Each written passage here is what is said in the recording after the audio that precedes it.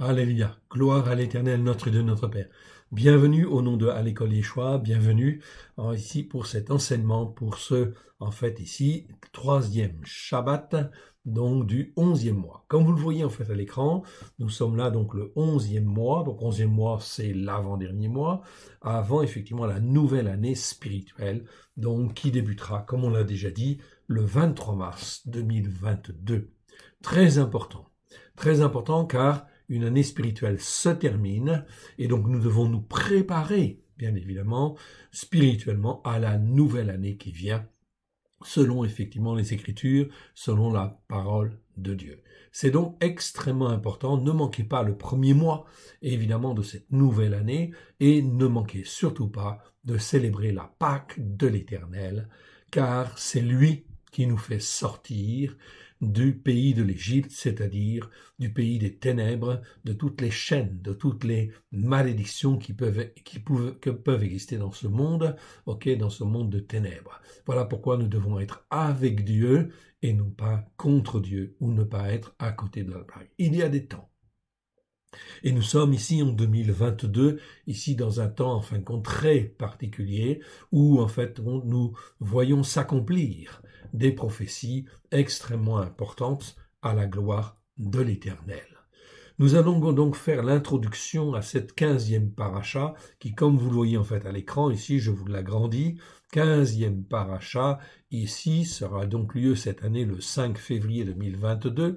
C'est la paracha qui s'intitule Beau, ça veut dire va, va vers ta destinée aussi quelque part, donc ça c'est très important car c'est effectivement dans cette paracha là que le Seigneur fait éclater sa gloire. C'est là que les enfants d'Israël sortent du pays d'Égypte, sortent des ténèbres, pour aller vers le pays de la promesse. C'est donc extrêmement important.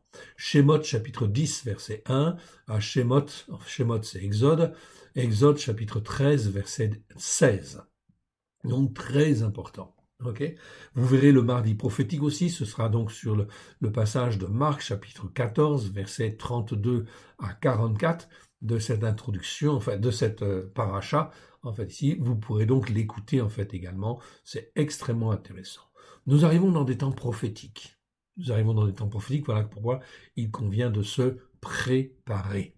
De se préparer sérieusement, bien évidemment, afin de s'attacher au seul Dieu unique et vrai, au travers de Christ Yeshua. Tout est fait, tout est préparé pour, en fin de compte, sauver, faire sortir de l'Égypte, ici, tous ceux qui le veulent. Je dis bien tous ceux qui le veulent. Donc on est bien dans des temps prophétiques ici, où vraiment, en fin de compte, des choses fantastiques vont avoir lieu, merveilleuses. La puissance des ténèbres va se déchaîner, mais la puissance de l'Esprit de Dieu, va être là, avec effectivement ses prodiges, etc., afin de faire éclater la gloire de l'Éternel, notre Dieu, dans chacun de nos cœurs, chacune de nos vies. Voilà pourquoi il convient d'être attentif, d'être formé, d'être façonné comme il convient. Je vous encourage à écouter. Remettons ces quelques instants au Seigneur. Père très saint, nous te rendons grâce dans le précieux nom de Yeshua. Merci pour cette introduction à la paracha 15, à 15e paracha. Nous te rendons grâce dans le précieux nom de Yeshua.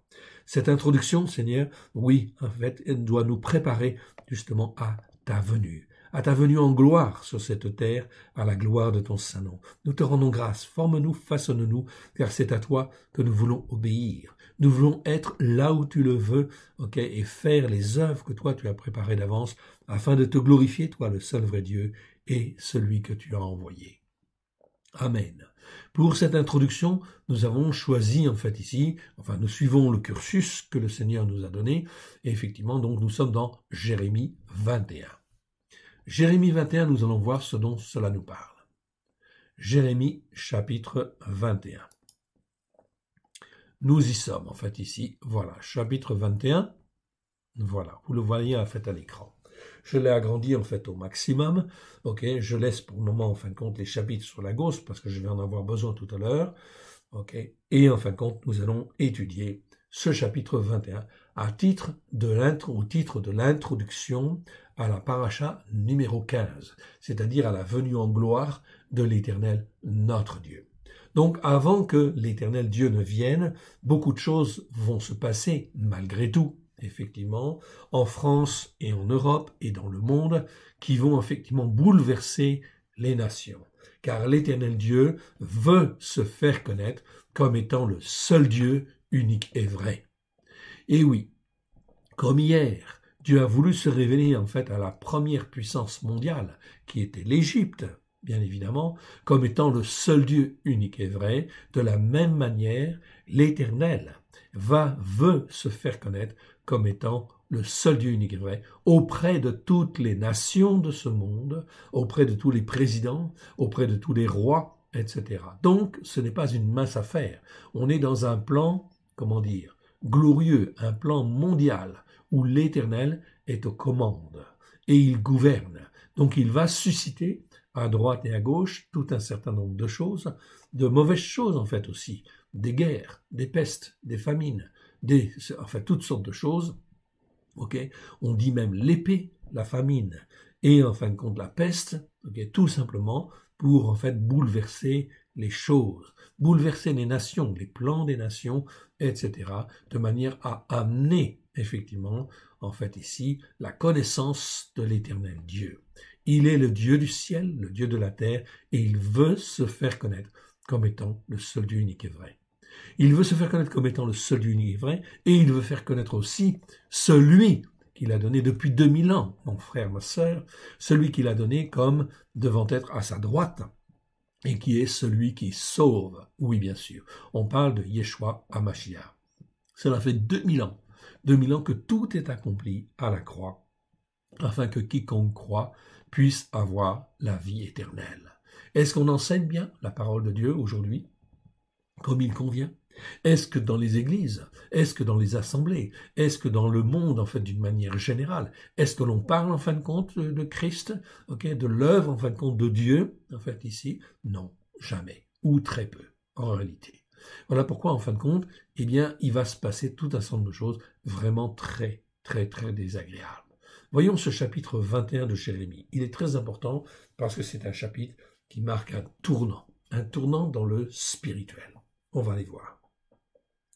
La parole qui fut adressée à Yirmiyahu de la part de l'Éternel, lorsque le roi Tzidkiyahu lui envoya par Pashrour, fils de Malkiya, et Tsefaniahu, fils de Maaseya, le sacrificateur, pour lui dire « Consulte pour nous l'Éternel, car Nebuchadnezzar, ou Nebuchadnezzar, roi de Babel, nous fait la guerre.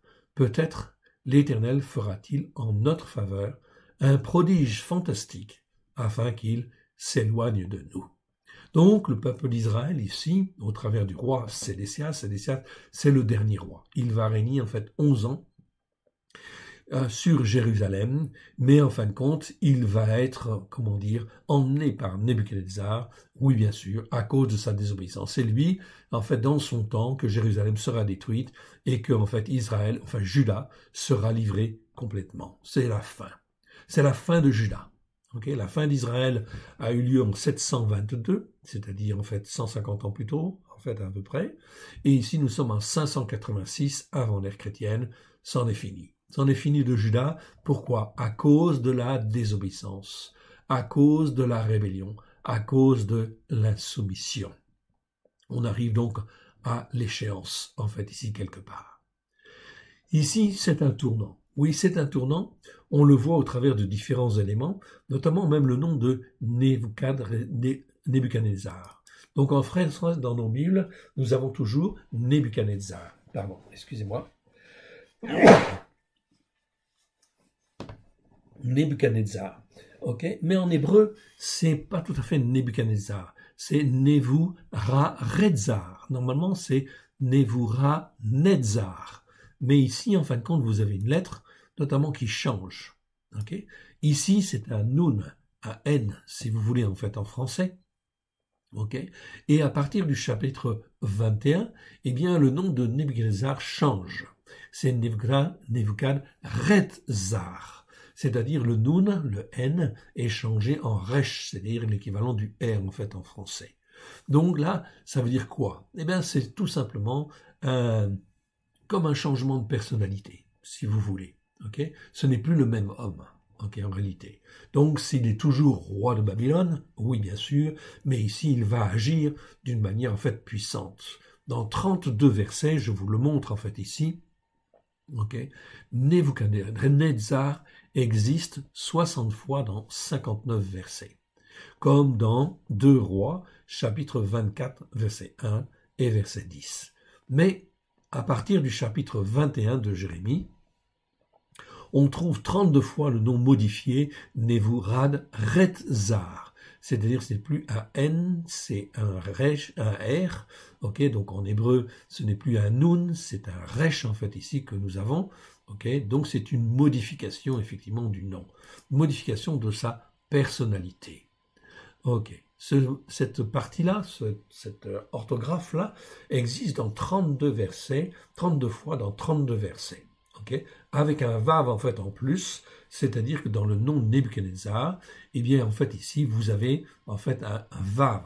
Au début, dans les premières en fin de compte appellations que nous trouvons dans les Écritures, il n'y a pas en fin de compte ce vav en fait ici. Donc ici il y a un vav pour montrer qu'il y a la main en fin de compte de Dieu sur lui.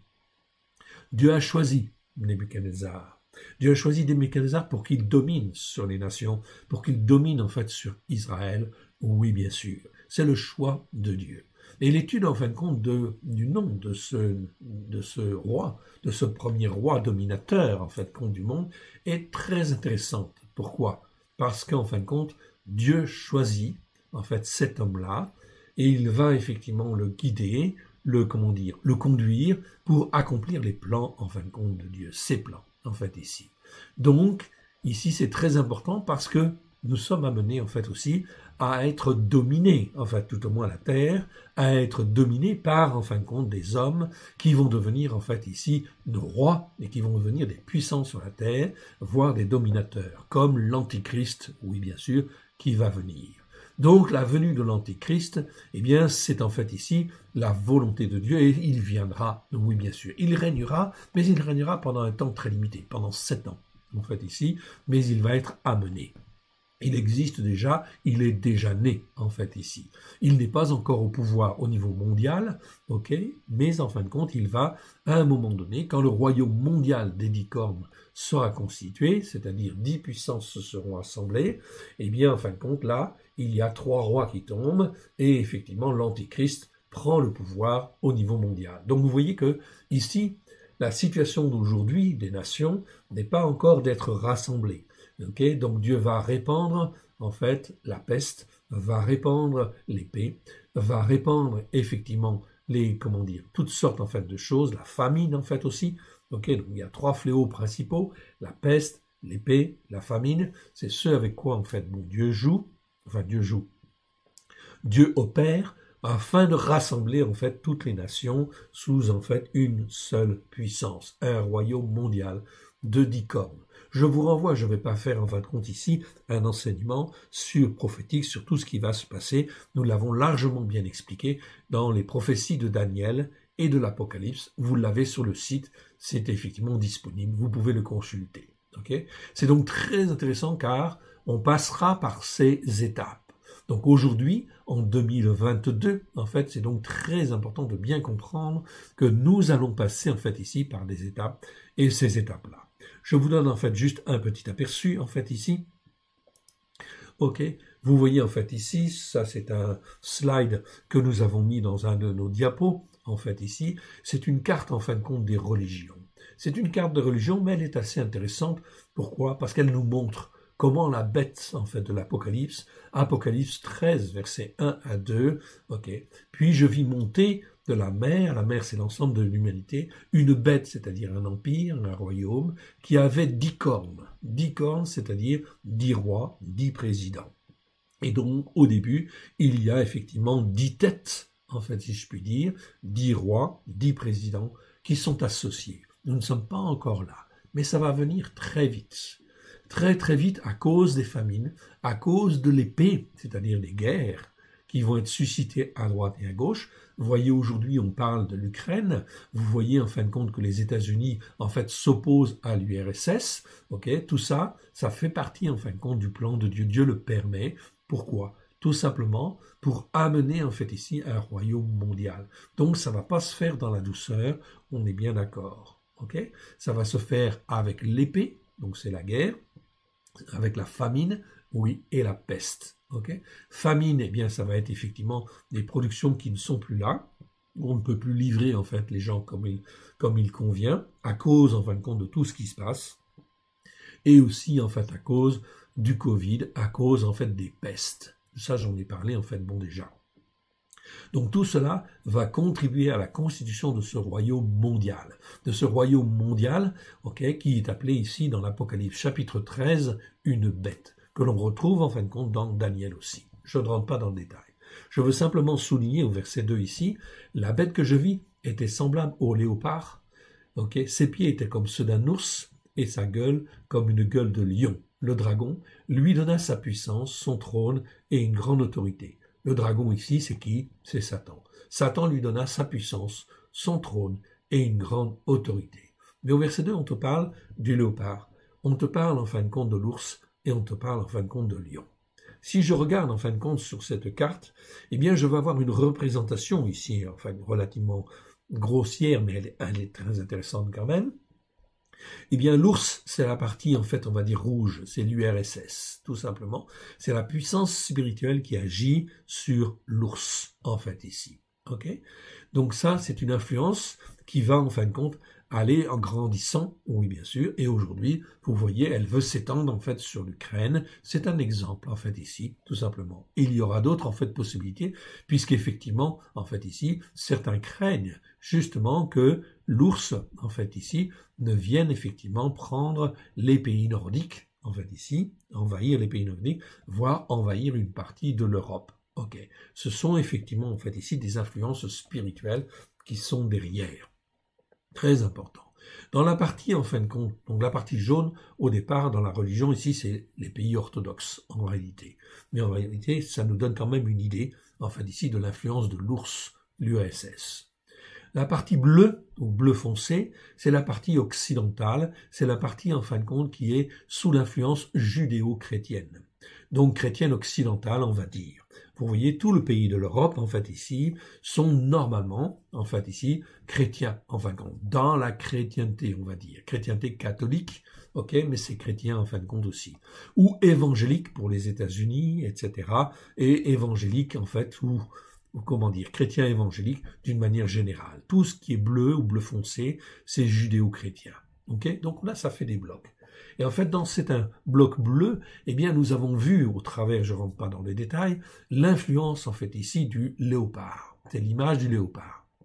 L'ours, c'est donc, en fait, le rouge. Le léopard, c'est ce qui est bleu, en fait, en réalité. Et ça correspond à l'influence fasciste. Oui.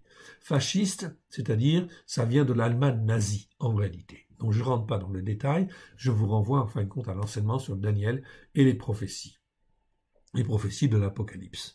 Okay. Donc ici, sous l'influence nazie. L'influence nazie était donc très, très importante. Je vous le rappelle, en fait, ici, au travers de cette carte, en fait, ici, ces puissances spirituelles, ici, nous avons la puissance, en fait, nazie, qui s'est étendue, en fait, jusque, en fait, l'URSS, jusqu'à vouloir grignoter la puissance, en fin de compte, de l'ours, mais elle n'a pas vaincu l'ours. Oui, bien sûr. Donc, ici, c'est la puissance du nazisme ou du fascisme. Toute l'Europe est sous la puissance, en fait, ici, du léopard, ou va être sous la puissance de l'Europe. Il est en sommeil à l'heure actuelle, si je puis dire, mais il est en train de se réveiller. De se réveiller, en fait, pour reprendre, en fait, ici, sa force ou sa puissance. Retenez que le léopard, c'est en fin de compte le fascisme. Et le fascisme doit dominer, en fait, ou l'extrême droite doit dominer sur toute l'Europe, en fait, aussi. Mais ça ne va pas se faire d'une manière très simple, oui, bien sûr. On revient en fin de compte ici dans nos, dans nos diapos, ici, et en fait à cette carte mondiale.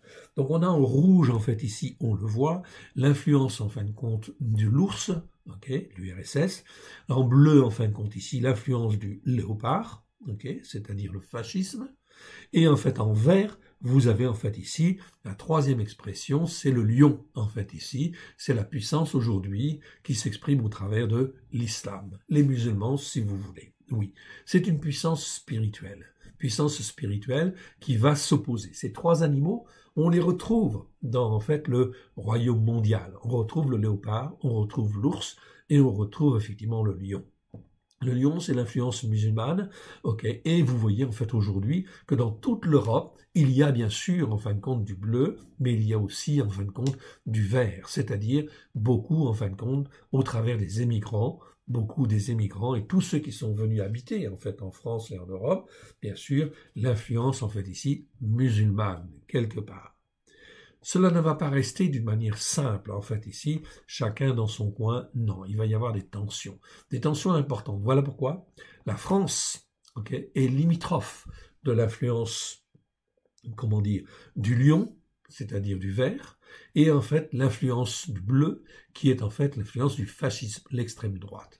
Donc on voit effectivement que dans les temps qui viennent, d'une manière très claire et d'une manière évidente, eh bien en France notamment, partout en Europe, mais surtout en fait en France, il y aura en fait un conflit entre l'influence du léopard et l'influence du lion, c'est-à-dire entre l'extrême droite et effectivement tout ce qui est d'origine musulmane. Oui, bien sûr.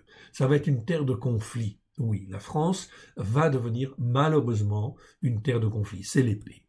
C'est l'épée qui vient, pourquoi? Parce que la France, parmi tous les pays d'Europe, eh bien, en fin de compte, c'est un pays qui devait, en fait, servir de parmi les nations pour témoigner du soutien à Israël. Oui, bien sûr. Et, en fait, la France ne l'a pas fait et n'a pas rempli, en fait, son rôle. Au contraire, par l'influence en fait socialiste, etc., eh bien effectivement, on tolère de plus en plus de choses, on rejette la religion, et en fin de compte, tout le monde il est beau, tout le monde il est gentil. Non, ok.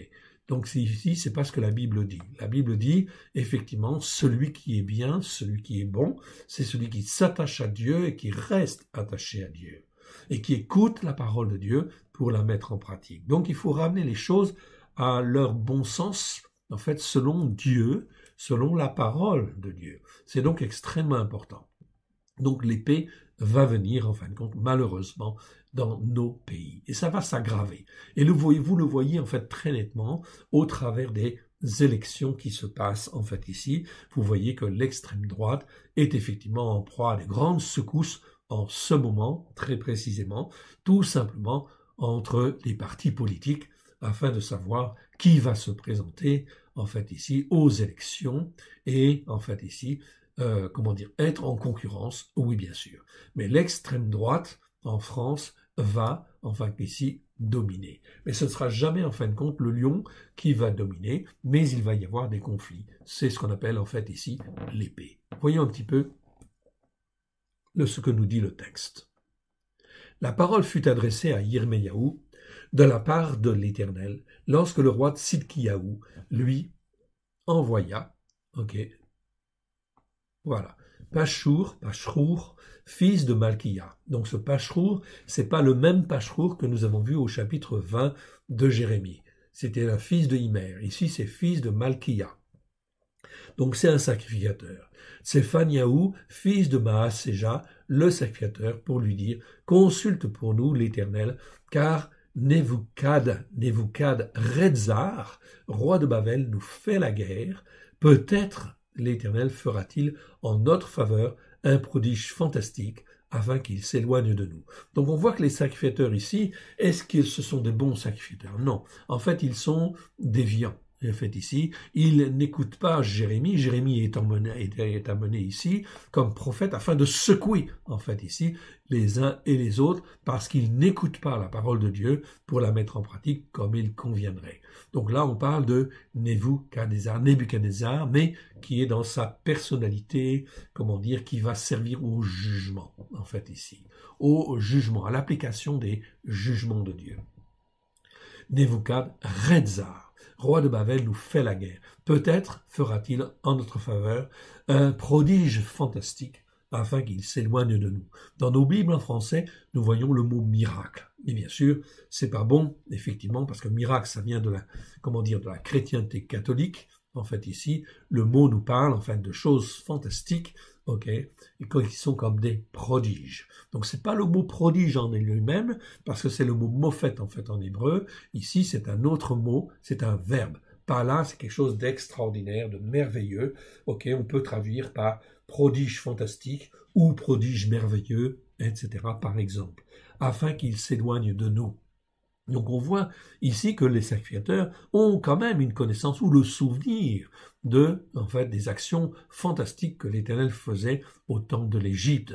Mais, en fin de compte, ils n'écoutent pas et ils ne mettent pas en pratique comme Dieu le veut. Alors, ils espèrent, mais en réalité, comme ils ne le font pas, eh bien, c'est un vœu qui est, en fait, à côté de la plaque.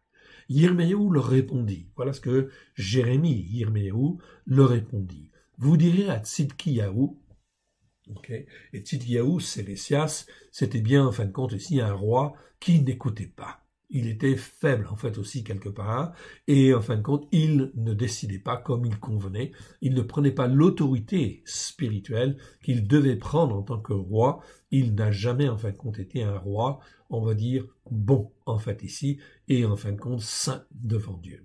Ainsi parle l'Éternel, l'Élohim d'Israël. Donc Jérémie parle.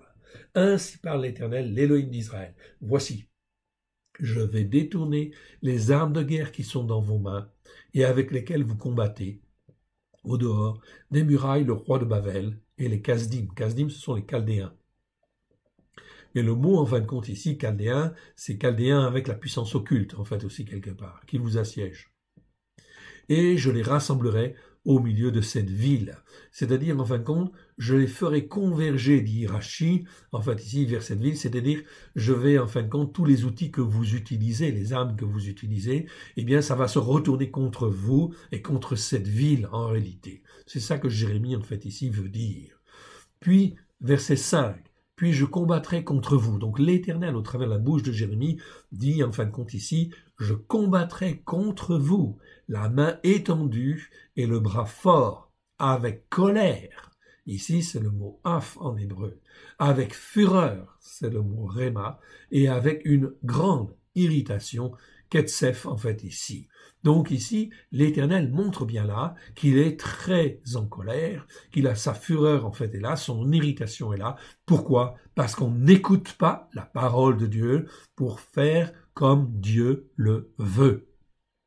Dieu se retourne contre les religieux en fait ici, okay? Il en est de même aujourd'hui en fait ici, vis-à-vis en fin de compte de la chrétienté catholique, de la chrétienté évangélique, de la chrétienté protestante ou des chrétientés évangéliques, peu importe, quelles que soient les dénominations. Si l'on n'écoute pas pour mettre en pratique, eh bien, ça va poser un problème. On peut s'attirer la colère, la fureur et l'irritation de Dieu.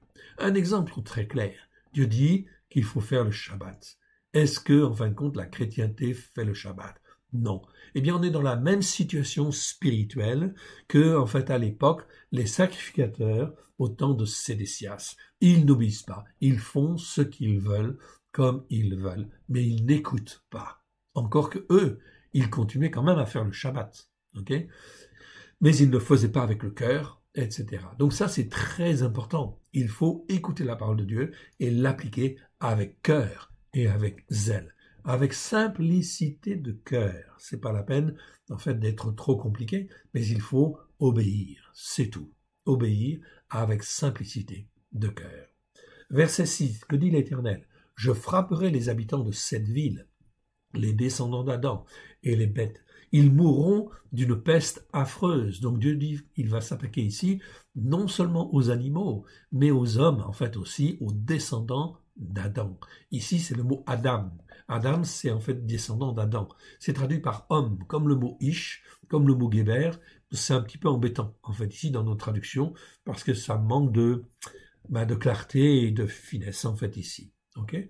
Donc nos traductions, elles sont bien pour débuter, si je puis dire, parce qu'elles permettent en fait de faire connaître, mais il faut aller plus loin, bien évidemment, parce qu'en fin de compte, Dieu est un Dieu juste et un Dieu bon, en fait, ici, et il nous instruit, il nous façonne pour que l'on soit dans la vérité. Voilà pourquoi nous avons besoin de creuser les Écritures. Donc, ils mourront d'une peste affreuse, dont Dieu dit, parle de ça, en fait, par rapport aux descendants d'Adam et aux bêtes. Okay, donc ce sont des menaces en fait très très importantes. Aujourd'hui, nous arrivons dans la même situation aussi quelque part, où Dieu, en fin de compte, répand le Covid, permet que le Covid en fait vienne, et en fait on est obligé de faire vacciner en fait les gens, mais il va y avoir des conséquences très graves à ces vaccinations.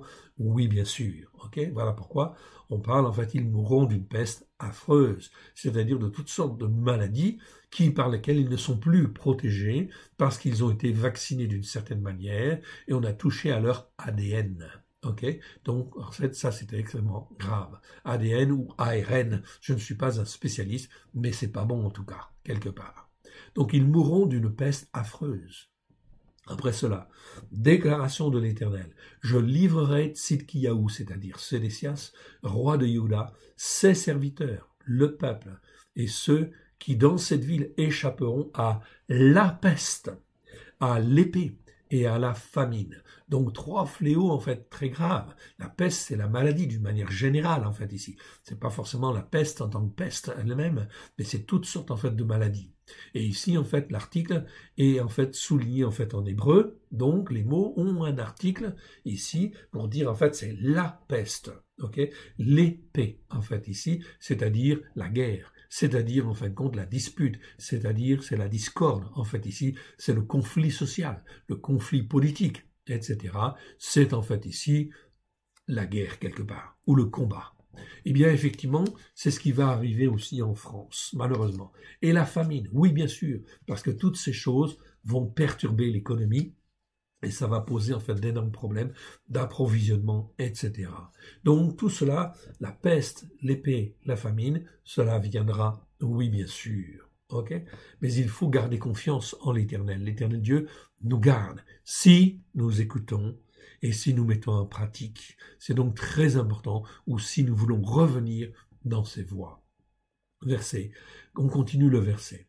Je les livrerai entre les mains de Nebuchadrezzar. Donc ce n'est pas Nebuchadnezzar, c'est Nebuchadrezzar, celui que j'ai choisi pour en fait opérer tous ces jugements, roi de Babel, entre les mains de leurs ennemis, okay, entre les mains de ceux qui en veulent à leur âme. C'est pas à leur vie en fait ici. En hébreu on dit à leur âme en fait ici. Et Nebuchadrezzar les frappera du tranchant de l'épée, il ne les épargnera pas, il n'aura point de pitié, point de compassion. C'est donc très important. Ce Nebuchadnezzar, je vous le remontre en fait ici. Okay, on avait vu en fin de compte ici, Nebuchadnezzar existe 60 fois dans 59 versets, je le rappelle, comme dans 2 Rois, versets 24.1 et 24.10. Mais à partir du chapitre 21 de Jérémie, on trouve 32 fois le nom modifié Nebuchadrezzar. Donc en fait ici, c'est donc très important. Vous l'avez en fait ici en hébreu, cela donc s'écrit Nebuchadrezzar en fait ici. Okay, avec un vav, c'est-à-dire que vous avez en fait ici l'apparition aussi dans le nom d'un vav qui montre en fait ici la main de Dieu en fait ici, la plénitude de ce pourquoi il a été choisi. Donc ce nom-là, ça voudrait dire que Nebo protège ses frontières. Bon, peut-être. Ok. On n'est pas sûr de la traduction en fait non plus, ok, parce qu'on a perdu un peu toutes ces informations-là. Donc c'est là, mais en fait ici dans le chapitre 21 de Jérémie, ok, Nebuchadnezzar devient Nebuchadrezzar. C'est là en fin de compte que, en fait, Jérémie 4.7, il est dit, dans Jérémie 4.7, il nous est dit, le lion s'élance de son taillis, le destructeur des nations est en marche, ok, est en marche. L'Éternel teste l'obéissant de son peuple, ok, de son peuple, ok, je vais corriger ici, c'est pas people, c'est peuple, en fait, en français, de son peuple en captivité. Donc, c'est extrêmement important. Donc, Jérémie, chapitre 4, en fait, verset 7, eh bien, on va aller le voir. Ok. Voilà. Chapitre 4, verset 7, voilà. Le lion, en fait, ici, le lion, c'est Babylone. Okay, c'est le premier animal qui est mentionné en fait dans Daniel. Okay, on parle du lion, du léopard, okay, et de l'ours. Okay. Et bien effectivement, enfin on parle d'abord du lion, ensuite de l'ours, et ensuite du léopard, hein, très précisément. Et le quatrième animal dans Daniel. Le lion, c'est en fait, c'était Babylone. Ok, c'est la puissance que Dieu avait choisie pour en fait dominer le monde hier. Aujourd'hui, le lion, c'est quoi? C'est l'image de l'islam, l'image des musulmans, en fait, ici, qui se sont répandus un peu partout, en fait, en France, en Europe, partout, en fin de compte, dans le monde. C'est l'influence musulmane, en fait, ici. C'est l'influence du lion, quelque part, qui, en fin de compte, va s'opposer, évidemment, en fin de compte, au léopard. Ces animaux-là, quand ils vont se réveiller, ils vont être dans leur puissance. Donc ici, le lion s'élance de son taillis. Le destructeur des nations est en marche. Il a quitté son lieu pour ravager ton pays. Tes villes seront ruinées. Il n'y aura plus d'habitants. Donc là, c'est le lion qui sort effectivement de son taillis. Donc c'est très important, en fin de compte ici, parce que c'est exactement la même chose en fait aujourd'hui, en fait ici. Le lion, l'islam, en France, eh bien, prend de plus en plus de place et a déjà beaucoup de place. Il n'est pas forcément très agressif, en fait, aujourd'hui, mais il le sera. Donc il y aura un conflit. Pourquoi ? Parce qu'en fait, le lion, c'est l'influence de l'islam, et effectivement, le léopard, c'est l'influence du fascisme. Or, toute l'Europe a été sous l'influence du nazisme, du fascisme, et par voie de conséquence, il est dit dans Daniel que cet animal-là est endormi. Il n'est pas mort. Il s'est décrit dans Daniel, il est endormi. Ça veut dire que la puissance du fascisme, de l'extrême droite, est endormie au jour d'aujourd'hui. Elle commence à se réveiller, et elle va se réveiller d'une manière en fait relativement forte, pour rentrer en conflit avec le lion, c'est-à-dire en fait avec le monde musulman. Donc ça va créer des tensions, et des tensions énormes. Nous n'avons pas à prendre part à ce combat-là. On est bien d'accord là-dessus. Ok, nous sommes à Dieu et nous appartenons à Dieu. Ce à quoi nous devons effectivement en fait, à qui nous devons, c'est à Dieu, et en fait c'est à Dieu que nous devons allégeance, la soumission, l'obéissance, et non pas en fait au lion ni au léopard. Voilà pourquoi en fin de compte ici, donc nous devons nous fortifier, nous ancrer en fait dans la parole de Dieu, afin de rester en fait debout par rapport à tout ce qui va venir. Oui, bien sûr. Tout ceci va entraîner la peste, tout ceci va entraîner l'épée, va entraîner la famine. Pourquoi ? Eh bien tout simplement pour que, en fin de compte, les nations se retrouvent sous le même joug, en fait, mondial, en fait, un empire mondial, en fait, ici, qui sera constitué de 10 cornes. Donc, ici, on continue. Ok. On continue, en fait, avec le roi de... Je les livrerai entre les mains de Nebuchadnezzar, roi de Babel, entre les mains de leurs ennemis, entre les mains de ceux qui en veulent à leur âme. Donc, vous voyez, on ne parle pas seulement du corps, on parle ici de l'âme, ok ? Âme, c'est nefesh, en fait, en hébreu. Et Nebuchadnezzar les frappera du tranchant de l'épée, il ne les épargnera point, ok ? Il n'aura point de pitié, point de compassion. Tu diras à ce peuple, ainsi parle l'Éternel, voici, je mets devant vous la voie de la vie et la voie de la mort. C'est exactement ce que l'Éternel est en train de nous dire. Ok, Shabbat après Shabbat, introduction après introduction. Nous sommes dans la période de préparation à la Pâque. La Pâque de l'Éternel qui aura lieu, donc je vous le rappelle, le 5 avril. En fait ici, de cette année, en fait ici, donc très important, 5 avril, ok, ce sera donc la Pâque de l'Éternel. 5 avril au soir, le mardi 5 avril au soir, c'est la Pâque de l'Éternel. Est-ce que je veux enfin choisir le chemin de la vie ou le chemin de la mort? La voie de la vie ou la voie de la mort? En fait ici, très important. C'est un choix en fait ici que l'Éternel en fait nous demande de faire. Nous sommes dans une période préparatoire en fait ici aux temps prophétiques qui viennent. Voilà pourquoi l'Éternel nous dit, voilà, je mets devant toi en fait la voie de la vie et la voie de la mort. Choisis ce que tu veux. Ok. Celui qui restera dans cette ville, ok, c'est-à-dire qui restera dans la situation en fin de compte où il était, ok, mourra par l'épée, par la famine ou par la peste. Mais celui qui sortira pour se rendre au Kasdim. Donc hier, les gens, en fin de compte, Israël, eh bien, effectivement, devaient se rendre, parce que c'était la volonté de Dieu, ok, qu'ils se rendent aux Chaldéens, au Kasdim, qui vous assiège, aura la vie sauve, et sa vie sera son butin. Donc Dieu prévoyait hier une voie de salut, oui bien sûr. C'en était terminé de Jérusalem, c'en était terminé en fin de compte de toutes les pratiques en fait en Juda, qui n'étaient pas conformes à ce que Dieu voulait. Alors il dit, maintenant vous allez être en esclavage pendant un temps, pendant 70 ans. Mais si vous acceptez en fait cet esclavage, et de vous remettre en fait en question, eh bien effectivement, vous aurez la vie sauve, et sa vie sera son butin. Car je dirige, verset 10, car je dirige mes regards contre cette ville. Pour le malheur, ici c'est le mot ra'a que nous avons eu, en fait que nous avons étudié déjà, le mot ra'a. En fait ici, je vous rappelle, ici c'est pas pour faire du mal, c'est pour le malheur. Je dirige en fin de compte mes regards, contre cette ville, pour le malheur, et non le bonheur. Et non le bonheur, on ne peut pas traduire vraiment par mal ou bien. En fait, ici, c'est pas mauvais en fait en tant que tel, mais ça n'exprime pas bien. En fait, ici, la situation. Je dirige mes regards contre cette ville pour le malheur.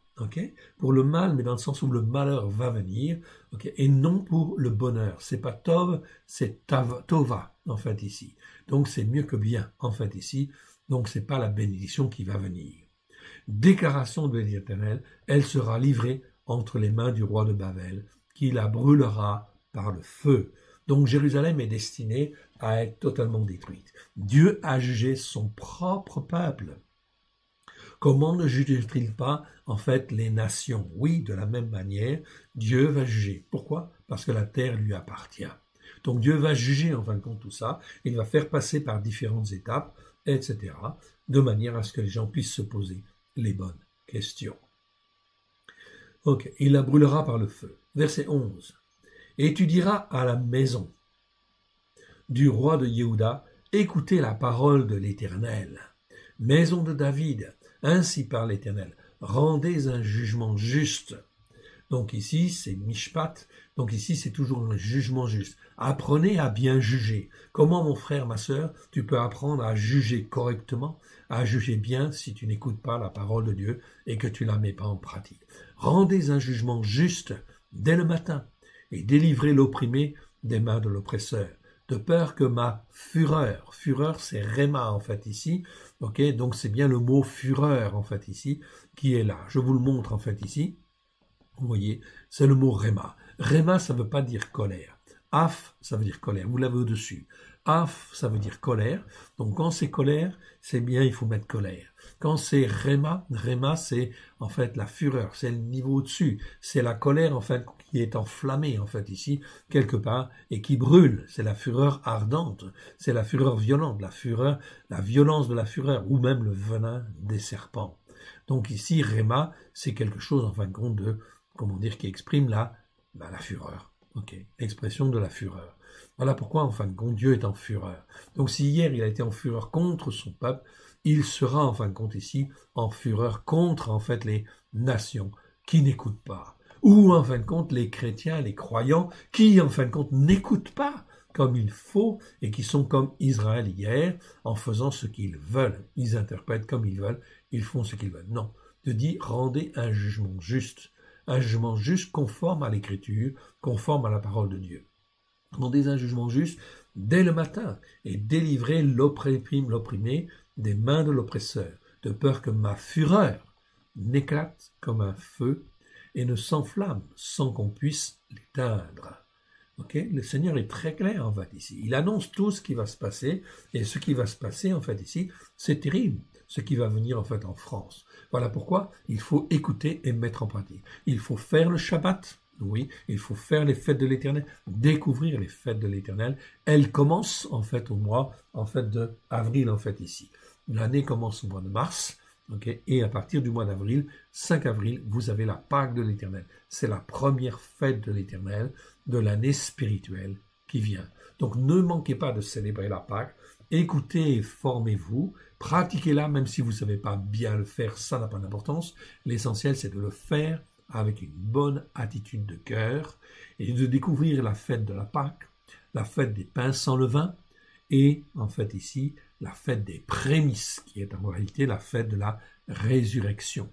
Vous trouverez en fin de compte les brochures concernant en fait ces fêtes sur notre site, il n'y a aucun problème, c'est disponible. Vous avez des vidéos en fait aussi.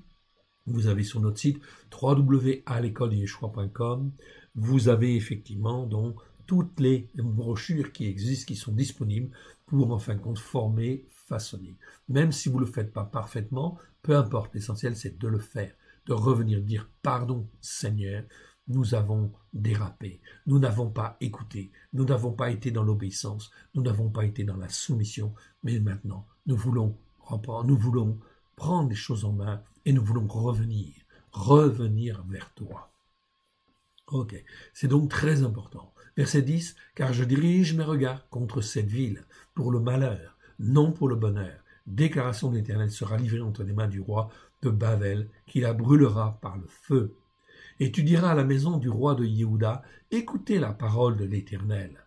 Maison de David, ainsi parle l'Éternel. Rendez un jugement juste dès le matin, délivrez l'opprimé des mains de l'oppresseur, de peur que ma fureur n'éclate comme un feu et ne s'enflamme sans qu'on puisse l'éteindre, à cause de la méchanceté morale et spirituelle de vos actions. Oui, ici, très important. Ok, donc je vais voir en fin de compte ici, ce mot en fait ici, juste pour vous le montrer, donc c'est roar. Roar, en fin de compte, c'est pas seulement méchanceté, c'est pas seulement en fin de compte malice, perversité des fois c'est traduit comme ça. C'est un mot en fait ici qui parle de mal, de méchanceté, mais le mot roar exprime généralement la méchanceté au sens moral et spirituel. Une dégradation en fin de compte ici, morale et spirituelle, où se mêlent malice et perversité. Mais c'est aussi l'expression de la laideur physique, de l'apparence malade, de mauvaise qualité. Voici les 19 versets où se trouve effectivement, en fait, ici, ce mot hébreu roa. Roa, en fin de compte, ici, c'est en fait dans Genèse 41, verset 19, des vaches laides. Ok? Bon, voilà. Donc elles sont laides. On a traduit par laide, ok, pour donner en fait une petite idée. Dans Deutéronome 28, verset 20, ça nous parle de la méchanceté des actions, mais c'est la méchanceté morale et spirituelle des actions. C'est pas le mot ra'a, c'est le mot ro'a, ok? Et ro'a, c'est plus fort, plus pernicieux, plus malicieux. 1 Samuel 17, 28, Eliab accuse son frère David de malice dans son cœur, ok? Néhémie 2.2, Néhémie, comment dire, a le cœur rempli de tristesse, en fait ici. Psaume 28, verset 4, malice de leurs actions, en fait ici. Ok, donc ici, ok, voilà. Et dans Ecclésiaste chapitre 7, verset 3, visage triste, il faudrait certainement revoir en fait la traduction ici. Ésaïe 1, 16, méchanceté des actions, c'est la méchanceté morale et spirituelle. Jérémie 4, 4, même chose, méchanceté morale et spirituelle de vos actions. Jérémie 21, 12, méchanceté morale et spirituelle de vos actions, pareil. Jérémie 23, 2, méchanceté morale et spirituelle de vos actions. Jérémie 23, 22, pareil, méchanceté de vos actions, c'est pareil, c'est toujours méchanceté morale et spirituelle, en fait, ici. Ok, dans Jérémie 24, 2, en fait, on parle de la mauvaise qualité des figues, ok. En fait, ça veut dire quoi? Jérémie 24, 2, hein, effectivement, ça veut dire qu'on parle, en fait, de figues qui sont d'une qualité corrompue et irrécupérable, quelque part.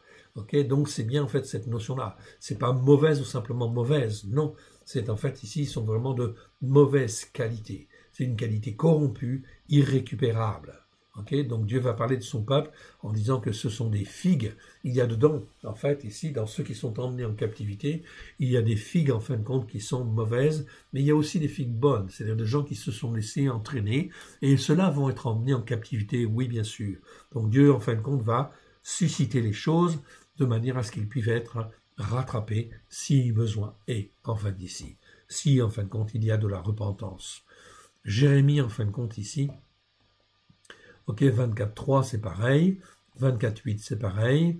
25.2, 5, méchanceté de vos actions, c'est donc la méchanceté morale et spirituelle. 26.3, c'est pareil, méchanceté morale et spirituelle. Ok. Ici, en fin de compte, Jérémie 29.17, les figues de mauvaise qualité, toujours là donc, des qualités en fait corrompues et irrécupérables. Et 44.22 ici, méchanceté de vos actions, et ici, Osée 9.15, malice de leurs œuvres, c'est-à-dire la méchanceté morale et spirituelle de leurs œuvres. Ils font des œuvres, mais ce sont des œuvres corrompues, en fait, ici. Donc là, on parle bien, effectivement, de choses très importantes, ok, très importantes, fondamentales, qui font que si tu écoutes et que tu mets en pratique la parole de Dieu avec grâce et vérité, au travers de Yeshua, eh bien, en fin de compte, on va assainir nos pensées, on va assainir, en fin de compte, notre manière de faire, nos gestes, notre manière d'être, ok, et d'agir vis-à-vis des autres, oui, bien sûr. Tout cela va se sanctifier. C'est la parole de Dieu qui nous sanctifie, qui nous purifie. C'est donc très important, en fait, ici, à cause de la méchanceté morale et spirituelle de nos actions. Est-ce que je suis, en fin de compte, ici, dans une méchanceté morale et spirituelle? En réalité, ce mot-là, roa, qu'on a vu tout à l'heure, qu'on a vu, en fait, un peu plus en détail, eh bien, il est terrible. Il est terrible parce qu'aujourd'hui, si je n'écoute pas la Torah pour la mettre en pratique avec grâce et vérité au travers de Christ Yeshua, eh bien, je suis dans une certaine méchanceté morale et spirituelle. C'est-à-dire que moralement, je ne réfléchis pas correctement. Et je ne peux pas réfléchir correctement parce que je ne suis pas éduqué, façonné par la Torah, pleine de grâce et de vérité au travers de Christ Yeshua. Même chose sur le plan spirituel. Sur le plan spirituel, je ne peux pas juger des choses spirituelles si je ne suis pas pleinement dans la Torah, avec grâce et vérité, au travers de Christ Yeshua. Ce qui veut dire quoi? Eh bien, tout simplement que la méchanceté morale et spirituelle, elle est déjà là, dès lors que je suis dans la désobéissance à la Torah. Forcément, parce que je ne peux pas raisonner d'une manière correcte, et je ne peux pas agir d'une manière correcte devant Dieu. Voilà pourquoi il convient d'étudier les parachutes. Chaque semaine, vous avez toute une formation, en fait, sur le site www.l'école Yeshua. Vous pouvez acquérir la formation papier si vous le voulez. Ou vous pouvez écouter les enseignements sur, en fin de compte, la chaîne YouTube, okay, qui s'appelle À l'école de Yeshua. Vous avez toute la formation sur 1 an. Vous pouvez écouter et vous former, et vous façonner, afin d'avoir un meilleur raisonnement, afin de revenir à l'Éternel, comme l'Éternel le veut, afin que par la puissance de son Saint-Esprit, de l'Esprit Saint, de l'Esprit de la sainteté, en fait ici, en hébreu on dit esprit de sainteté, et bien effectivement que l'esprit de sainteté prenne de ce qui est à Dieu et le mette dans nos cœurs et dans nos vies, à la gloire de son saint nom, afin de nous former, de nous façonner, de nous instruire, de faire que nous soyons à lui et rien qu'à lui.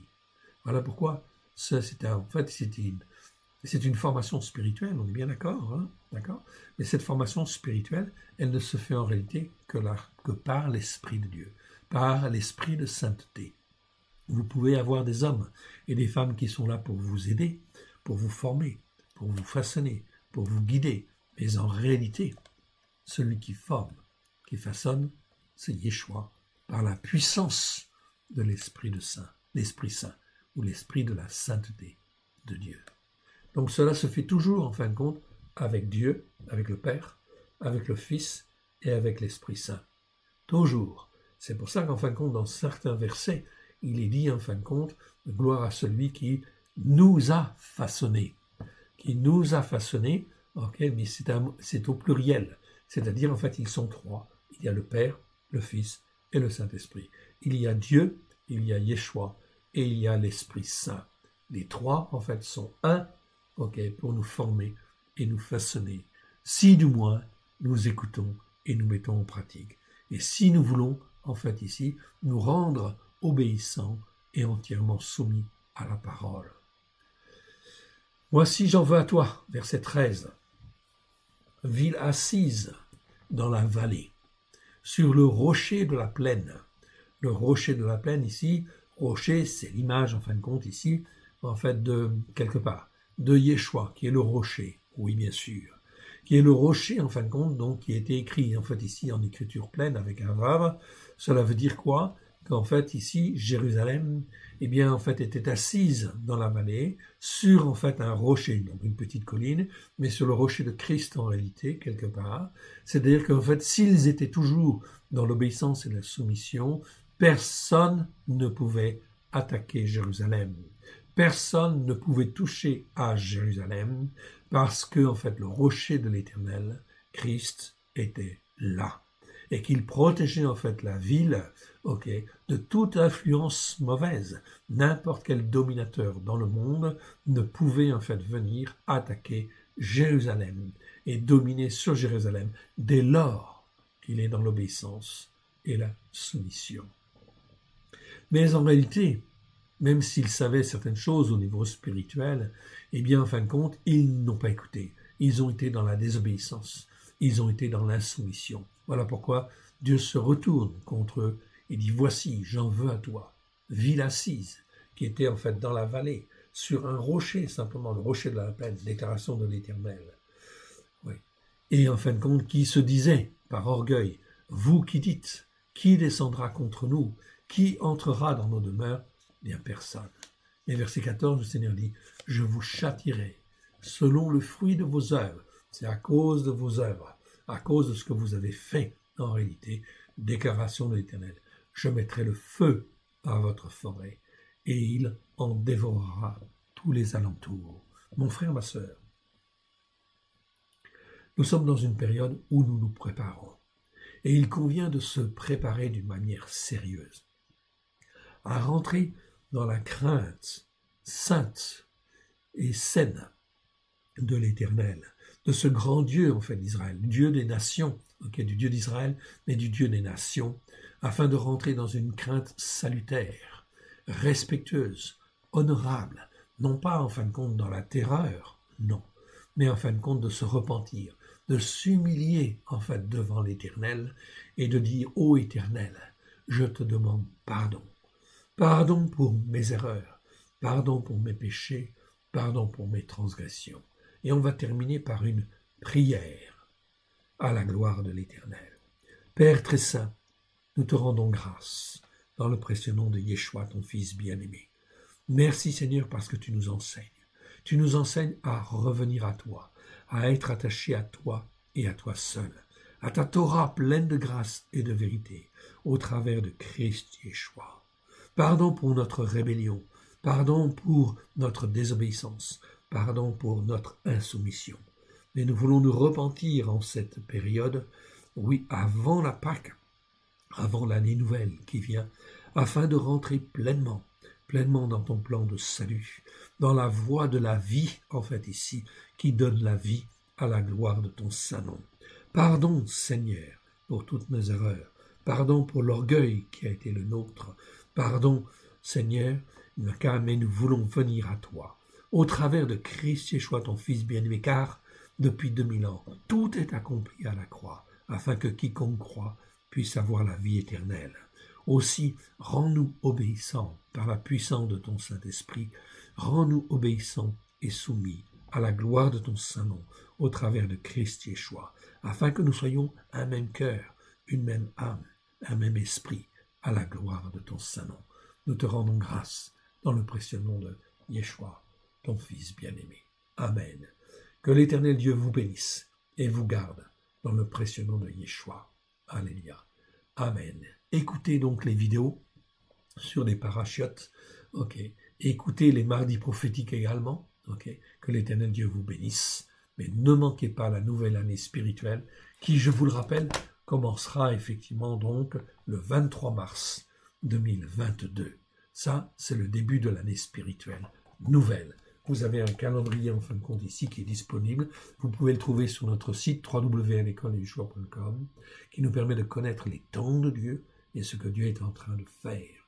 Ce que Dieu est en train de faire, en fait, ici, par rapport, en fin de compte, à toutes les nations. Oui, l'épée, oui, la peste, l'épée, la famine vont se répandre. Oui, ça c'est la volonté de Dieu. Car comme hier a jugé, comme hier, l'Éternel a jugé son propre peuple. Aujourd'hui, l'Éternel est en train de juger toutes les nations, oui bien sûr, afin de les rassembler sous un même joug, un même dominateur qui sera effectivement l'Antichrist. Et c'est en fait une image de Nebuchadnezzar aussi quelque part, en fait ici, qui est là pour juger, pour dominer, en fait ici. Voilà, donc il ne s'agit pas de combattre contre en fait ces choses qui vont arriver, mais en fin de compte de s'attacher à Dieu et de rester en fait attaché à Dieu. C'est là où est le salut, afin d'échapper à la peste, à l'épée et à la famine qui va venir. Que l'Éternel Dieu vous bénisse et vous garde. Soyez fortifiés et restaurés dans le précieux nom de Yeshua, son Fils bien-aimé. Alléluia. Amen.